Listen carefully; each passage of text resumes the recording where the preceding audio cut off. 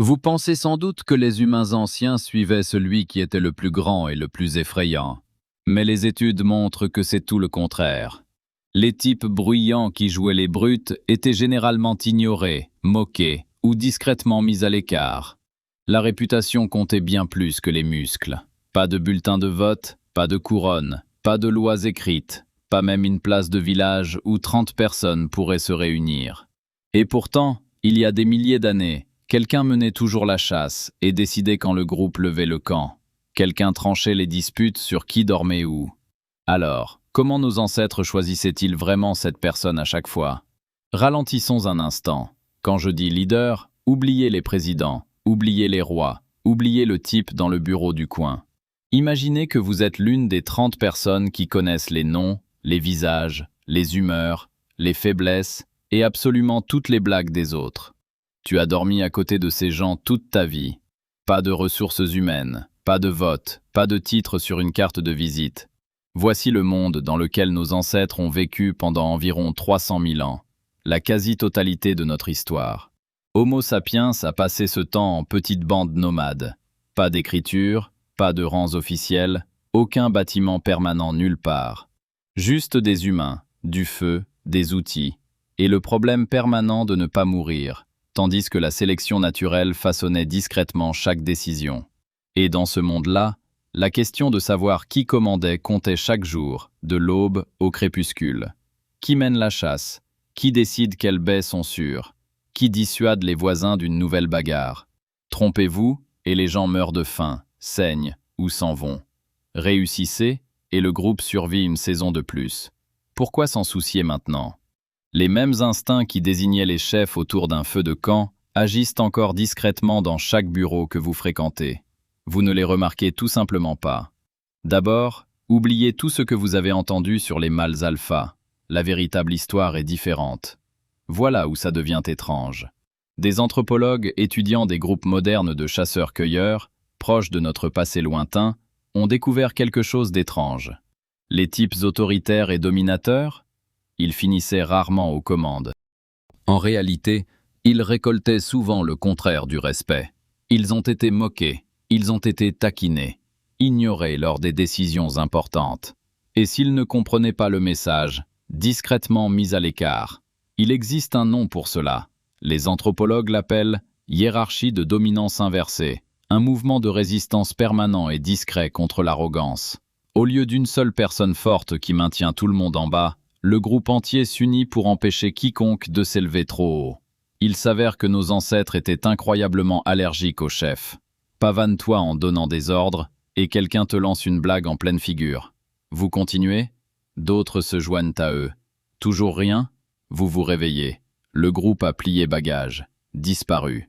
Dans certains cas, le groupe ne prenait même pas la peine de vous exiler. Il cessait simplement de vous écouter. Vos mots devenaient sans poids. Crie autant que tu veux. Personne ne répond. Imagine être effacé au ralenti par des gens qui vivent encore à côté de toi. Pourquoi si sévère? Dans un groupe de 30, un seul tyran, c'est la catastrophe. Il accapare la viande, déclenche des querelles, fait tuer les autres. L'égalitarisme n'était pas une belle idée morale. C'était une stratégie de survie. Les groupes qui laissaient une personnalité dominée avaient tendance à se fracturer. Les groupes qui atténuaient ces personnalités restaient soudés et mangeaient. Alors, le type bruyant ne dirigeait pas, le type effrayant non plus. Alors, qui pouvait vraiment diriger? C'est là que ça devient intéressant.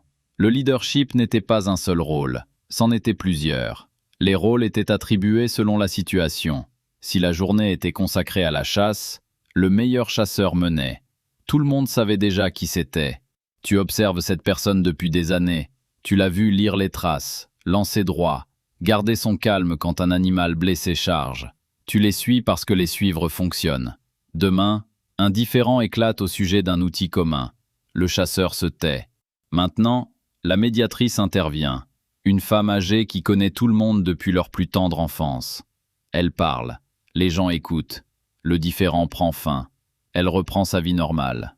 La semaine prochaine, la troupe devra décider s'il faut déplacer le campement. Quelqu'un dont la mémoire est fidèle au temps et à l'eau prend la parole. Les gens pèsent ces paroles. Une décision se dessine. Elle ne devient pas celle qui déplace. Elle connaissait simplement le terrain. Des anthropologues qui étudient les Hadza ont observé cela se produire en direct. Le leadership change constamment, selon la tâche. Voici l'essentiel. L'autorité s'évapore à la seconde où le travail est terminé. Le chasseur ne te commande pas au dîner sous prétexte qu'il a mené la chasse du matin. Ce n'est tout simplement pas comme ça que ça marche. Le rôle prend fin, et chacun redevient l'égal des autres, jusqu'à ce que la prochaine mission appelle un nouveau chef. Il n'y a pas de promotion, pas de titre permanent. Vous méritez l'instant, vous accomplissez la mission, puis vous vous effacez.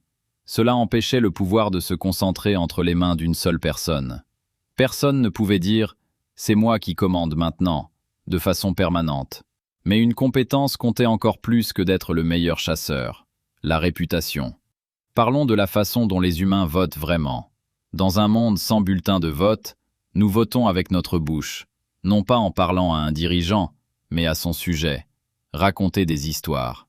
Les rumeurs. Autour du feu, la nuit, les gens parlent de qui s'est montré généreux, qui a triché, qui a perdu son sang-froid, qui a tenu parole il y a 10 ans, au moment crucial. Cela paraît anodin, mais c'est en réalité un immense pouvoir social. Chaque membre du groupe se promène avec un dossier mental sur chacun des autres. Des décennies de petits moments dont on se souvient. Cette fois où il a partagé la viande. Cette fois où elle a apaisé un enfant qui hurlait. Cette fois où il a menti au sujet des racines. Tout est mémorisé, tout est débattu. C'est ici qu'apparaît un tour très humain, la conscience de soi. La capacité d'imaginer ce que quelqu'un d'autre pense. De modéliser un autre esprit à l'intérieur du sien. Les scientifiques pensent que c'est l'une des raisons pour lesquelles notre espèce a pris de l'avance. Nous pouvions nous prédire les uns les autres et anticiper les dynamiques sociales. Si je fais ceci, elle pensera cela. Il le dira aux autres, ma réputation change. Chaque action a un poids social. La réputation devint la monnaie invisible du groupe. Et surtout, elle voyageait entre des tribus éloignées à travers la savane. Si un chasseur d'une bande épousait une femme d'une autre, sa réputation le suivait. Les gens se renseignaient bien à l'avance. Comment est-il? Est-ce qu'il partage? Est-ce qu'il se vante? Est-il paresseux? Son dossier était déjà ouvert. Le leadership n'a pas été confié au bras le plus fort. Il est revenu à la personne dont le dossier, année après année, disait fiable, calme, généreux, compétent. Ne cherche pas le pouvoir. La confiance l'emportait sur la force à chaque fois dans ces petites bandes ancestrales. Un super prédateur aux griffes acérées perdrait chaque vote face à une personne calme et constante qui a tenu ses promesses. Pendant des centaines de milliers d'années, cela a fonctionné. De petits groupes, chacun connu de tous. La réputation était le garde-fou du pouvoir. Puis l'agriculture est arrivée et a brisé le système. Il y a environ 12 000 ans, les gens ont commencé à planter des graines au lieu de les cueillir. Ils sont restés sur place. Ils ont stocké de la nourriture. Et stocker de la nourriture a tout changé. À jamais, dans le pouvoir humain et les relations humaines. Pour la première fois dans l'histoire de l'humanité, certains pouvaient posséder bien plus que les autres, et de manière durable. Un chasseur qui abat un gros animal doit partager, sinon la viande pourrit. Un fermier qui remplit un grenier, lui, n'a pas à le faire. Il peut s'asseoir sur ce surplus. Il peut embaucher des gens avec, le prêter, le retenir, ou construire des choses. Il peut même engager des gardes pour ces choses-là. Pendant ce temps, l'ancien contrôle du pouvoir a discrètement cessé de fonctionner. Quand tout le monde surveille tout le monde dans un groupe de 30, ça s'effondre dès que les groupes passent à 300, puis à 3000. Tu ne peux plus connaître la réputation de chacun. Tu ne peux plus parvenir à un consensus par les rumeurs avec des inconnus que tu n'as jamais réellement rencontrés. Quelqu'un doit prendre des décisions pour des gens qu'il n'a jamais rencontrés. Voici le grand homme, un véritable terme anthropologique. Dans de nombreuses sociétés agricoles anciennes, un certain type d'homme est apparu. Il n'était pas de sang royal. Il n'avait été élu par personne. Il bâtit son influence en organisant des festins, en offrant des cadeaux et en plaçant les autres discrètement, durablement, confortablement dans sa dette. Il était moins un chef qu'une toile ambulante de faveur. sa voix portée parce que chacun lui devait quelque chose.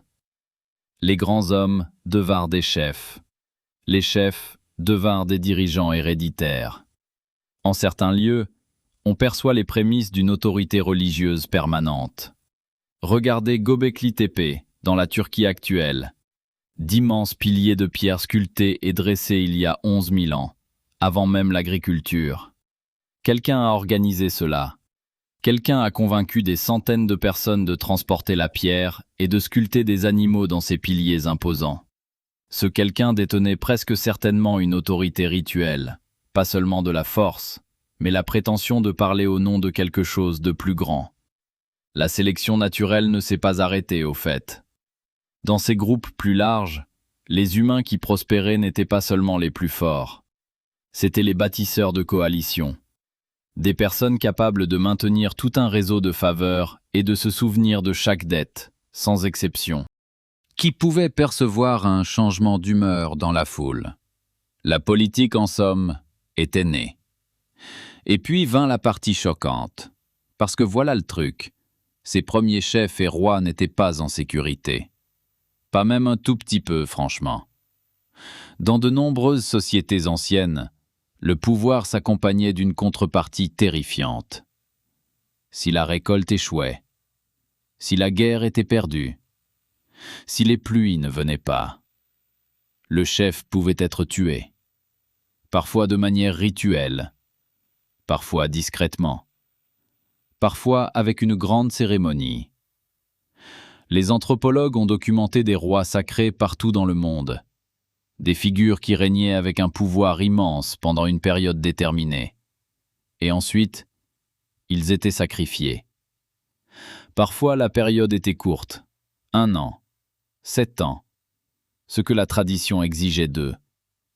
Quand le temps fut écoulé, eux aussi disparurent.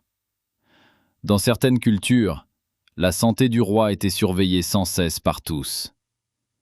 Premier signe de faiblesse, une boiterie, une toux, un cheveu gris, pouvaient déclencher son remplacement, parfois de façon très violente. Les chamans, les prêtres et les figures spirituelles servaient souvent de contre-pouvoir face à l'autorité politique dans les premières tribus humaines. Si le chef abusait de son pouvoir, le chaman pouvait déclarer que les esprits étaient en colère et lui retirer sa légitimité. Dans de nombreuses tribus, le chaman se tenait délibérément en dehors de la chaîne de commandement, précisément pour pouvoir la critiquer. Ainsi, même après la disparition des bandes égalitaires, le pouvoir n'était pas un jackpot. C'était souvent un rôle dangereux et temporaire. Vous aviez les festins, le pouvoir, l'influence. Et vous aviez aussi le couteau, si les choses tournaient mal. L'ancien instinct, cette profonde méfiance envers quiconque s'élève trop haut, n'est jamais vraiment mort. Il a simplement changé de forme. Au lieu de chasser la brute du camp, nous avons commencé à tuer le roi défaillant. Cela nous amène à la vraie réponse. Prenez du recul et observez les clans, les tribus, les chefs et les rois. Vous verrez un même schéma se répéter à travers la majeure partie de l'histoire humaine. Des chefs ont émergé. Ils n'ont pas été nommés, pas vraiment. Les gens ont simplement suivi ceux qui avaient mérité le droit d'être suivis. Le consentement venait d'en bas, du groupe, et non d'en haut, d'un titre. Et ce consentement pouvait toujours être retiré. Retiré silencieusement par la rumeur, bruyamment par la moquerie, formellement par l'exil, et parfois rituellement, par le sacrifice du chef. La personne au sommet devait sans cesse regagner sa place. Chaque jour, chaque décision, chaque chasse, chaque récolte. Le pouvoir n'était pas une possession, c'était un bail. Et c'était le groupe, non le chef, qui en détenait toujours les papiers. Voilà ce que l'école ne nous a pas appris. On imagine l'histoire comme des rois imposant leur volonté à tous ceux qui vivaient sous leur règne. Mais sous tout cela, en silence, la règle ancienne continuait de s'appliquer. Le groupe était le véritable souverain, toujours. Les dirigeants n'étaient que l'expression actuelle de ce que le groupe tolérerait, ni plus, ni moins, à travers tous les temps. Maintenant, regardez votre propre lieu de travail. Sérieusement, pensez à la dernière personne vraiment respectée avec qui vous avez réellement travaillé. Était-ce le plus bruyant, le plus grand titre, ou quelqu'un qui a discrètement fait du bon travail et tenu parole? Quelqu'un qui ne s'attribuait pas le mérite, qui gardait son calme quand tout dérapait. Tu connais déjà la réponse, au fond de toi. C'est l'instinct de la bande de chasseurs qui s'active encore dans votre cortex préfrontal moderne, des milliers d'années après la savane. Les hiérarchies modernes prétendent fonctionner sur les titres et les organigrammes. En réalité, elles fonctionnent sur la réputation, les rumeurs et le consentement. Les trois mêmes outils que nos ancêtres utilisaient autour du feu, il y a 30 000 ans, dans la savane ouverte. Quand un patron perd l'attention de la salle, peu importe ce que dit son titre. Les gens cessent tout simplement de répondre. Les réunions raccourcissent. Les emails tardent à venir. C'est un exil discret, déguisé en tenue business casual, livré sans un bruit. Nous continuons de cancaner. De façon compulsive. Cette petite discussion à la machine à café sur le manager qui s'est attribué le travail de quelqu'un d'autre. Voilà une mise à jour de réputation du Pléistocène qui se déroule en direct. Cette conversation de groupe, où l'on se plaint d'un chef toxique, utilise exactement le même mécanisme. Le même outil que vos ancêtres utilisaient pour décider s'ils devaient suivre un chasseur en particulier au cœur de la brousse. Nous exilons encore les tyrans. C'est plus lent aujourd'hui, plus compliqué, avec des avocats, des réunions RH et des indemnités de départ. Mais quand une personne vraiment toxique se fait exclure d'une équipe, le scénario sous-jacent remonte à 30 000 ans. Les études montrent que les groupes obtiennent de moins bons résultats lorsqu'ils sont dirigés par une brute dominante, et de meilleurs résultats lorsque le leadership est réparti selon les compétences. C'est aussi pour ça que les patrons toxiques semblent si mauvais à un niveau si profond, si physique. Ce n'est pas juste agaçant, c'est biologiquement anormal. Ton corps fait tourner un logiciel qui s'attend à ce que l'autorité soit méritée et librement révocable. Quand il n'est ni l'un ni l'autre, quand quelqu'un avec un titre aboie et que tu ne peux pas répliquer, ce décalage engendre une détresse. Tu n'exagères pas. Tu es simplement un chasseur-cueilleur piégé dans un box beige qui attend le feu. Le bureau semble moderne, mais les règles qui le régissent sont anciennes. La réputation, le consentement, la compétence et l'humilité. Les mêmes choses qui décidaient autrefois qui menaient la chasse, décident d'aujourd'hui, en silence, qui dirige vraiment votre équipe. Une dernière question étrange avant de partir. Si les ancêtres choisissaient leur chef selon leur réputation, comment punissaient-ils ceux qui enfreignaient les règles? Pas de prison, pas de police, aucune loi écrite. Et pourtant, l'ordre a tenu pendant des centaines de milliers d'années. À quoi ressemblait vraiment la justice antique lorsqu'il n'y avait aucun juge? C'est la prochaine vidéo. Si cela vous a intéressé, abonnez-vous. Je fais des vidéos sur l'histoire étrange et silencieuse qui se déroule sous nos vies. Ce qui nous a façonnés bien avant que quiconque ne l'écrive, à l'époque où la survie elle-même faisait office de maître. Il y a bien plus à découvrir sur nos ancêtres, leur façon de vivre, leur façon de penser, et tout ce qui, en eux, vit encore en nous. À bientôt pour la prochaine. Même feu de camp chaleureux, mêmes questions ancestrales.